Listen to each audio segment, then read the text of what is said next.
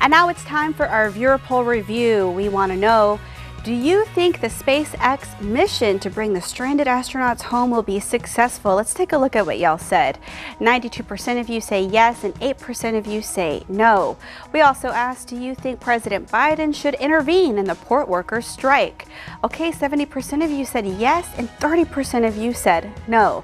Thank you for taking part in our viewer polls. You can come to crosswordstoday.com/vote to keep taking part. And now, speaking of voting, we hear from two very prominent members of our community. We hear from Mr. Randy Meyer. He's the interim superintendent for VISD, and Mr. Dale Zook. You may recognize him from one of the several organizations he's a part of here, but here he's talking to us as a concerned taxpayer. Look at me. And an advocate for the Victoria Votre. That's right, an advocate for the Victoria, this is the first time, Votre. So we're taking that acronym and we've turned it into a word. You can make it whatever you want it to be. Votre. What does that mean? V-A-T-R-E. It's a voter-approved tax rate election.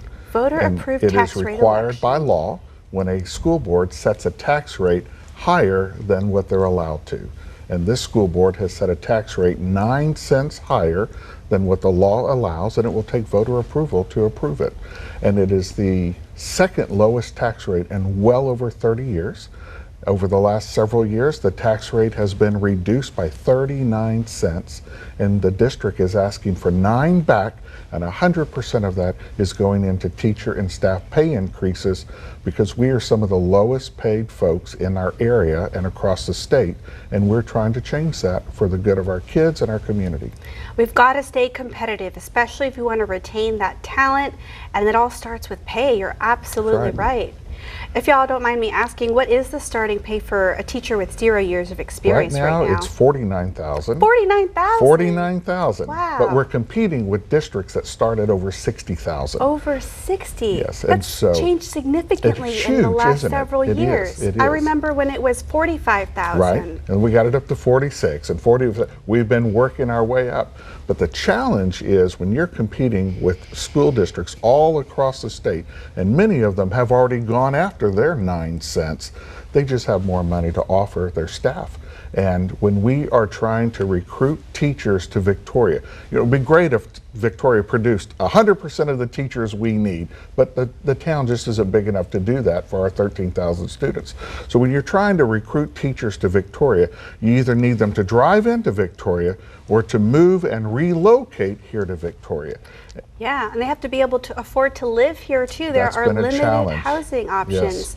Yes. Mr. Zook, talk to us about your support on this issue. I know in the past you have been more conservative when it comes to bond elections and raising taxes, but this is an issue that's really speaks to you.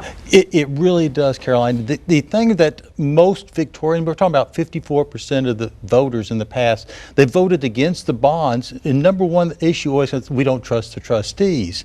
The other part that said that we want you to go ahead and start fixing your own buildings. We paid for them in the beginning, but we want you to go ahead and keep them fixed and show you can fix them.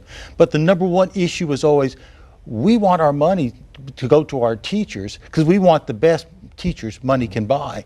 And in the last couple of years, things have changed. The dynamics of the VISD trustees have changed. We have a bunch of new members, and they have come in and brought the focus of the taxpayer, which says, we're going to pay our teachers the best that money can do. We're going to fix our buildings, which they've started the process, and through Mr. Meyer's help, they found the money in the budget, they found the money inside of surpluses, and they've actually gone out and fixed our roofs, fixed our air conditioners. There's a lot more to go. But number one, through these efforts, our trustees are now trustable. And I can vouch you this. That's a nice slogan. I've gone through the numbers, and the numbers don't lie. We've got some good trustees on board, and they understand what the voters want. And that's why we're trying to get this vote out to the voters. We need to vote for our teachers, and we need to bring in the best teachers. Here's the reason why. It takes at least 5 years for a teacher to become proficient in their job, to know what turns the students on, how to get them in discipline and marching and making a good area for their classroom for all the rest of the kids. We're going to have to refer our viewers to learn more about this at our website, crossroadstoday.com, and also the school district's website. Please do, Thank y'all. VISD.net. And we Yes. have a number of public information meetings over Oh. the next several weeks. Okay. Go to our website. You can see where they're located. We welcome anybody in the public to come, sit, ask any questions you would like, and we want everybody to learn as much as they can about this so they can be an informed voter. Excellent. Thank y'all so much. Thank you for your time. Thank you, Caroline. All right, that does it for this weekend's show. Hope y'all have a great start to your week, and don't forget to get out there and vote. Early voting is upon us. We'll see y'all next week.